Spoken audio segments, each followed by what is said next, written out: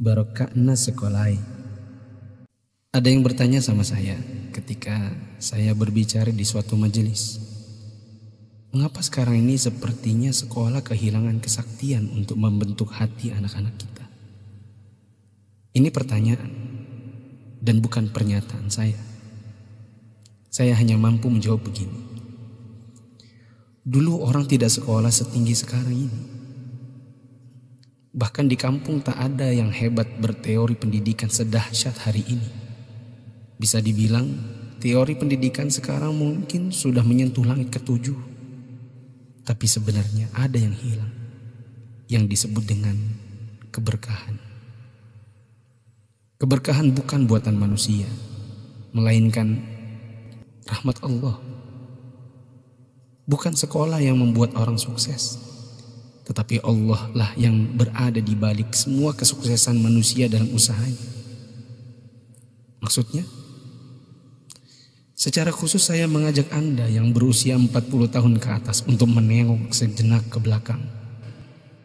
Ingat waktu kita sekolah di SD, yang nafas tak baru setengah-setengah, kita sudah disuruh ke sawah, membantu guru matanik menanam padi, membantu guru mencari kayu bakar di dare, di kebun, mengambil air untuk dipakai guru di rumahnya, disimpan di gumbang.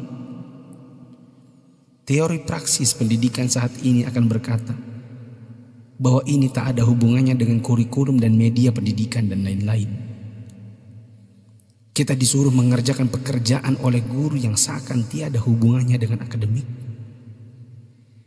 Bukan itu saja, bahkan mungkin kita pernah menjaga jualan guru. Tak hanya itu, kita kalau dipukul oleh guru hingga setengah hidup, atau masengok, mimisan, akibat pukulan mistar kayu guru dan jangka pelingkar yang ujungnya runcing. Disinilah intinya. Atas itu semua, pernahkah orang tua kita protes? Pernahkah orang tua kita mengeluh dengan tugas-tugas tadi? Pernahkah orang tua kita melarang kita ikut ekskul dalam tanda kutip yang saya sebutkan tadi, mencari kayu, mengambil air? Sama sekali no. Orang tua kita tak pernah mempersoalkan. Inilah mata air yang mengalirkan keberkahan. Atas kesabaran orang tua terhadap dunia persekolahan, Allah pun turun dengan tangannya. Dia membalas kebaikan hati orang tua atas penghormatan terhadap guru dan eksistensi sekolah yang bahkan mungkin dengan segala kelemahan. Tak perlu pakai teori pendidikan, sebab orang tua kita tak paham itu semua. Tapi teori dan kehendak Allah yang berlaku. Inilah yang disebut dengan barakah, keberkahan.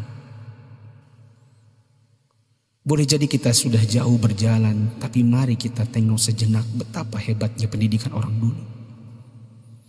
Kebodohan guru zaman dulu dengan ekskulnya, serta kesabaran orang tua dengan ketidakpahamannya, rupanya mengusik Allah Ta'ala dengan menurunkan barakah pamasya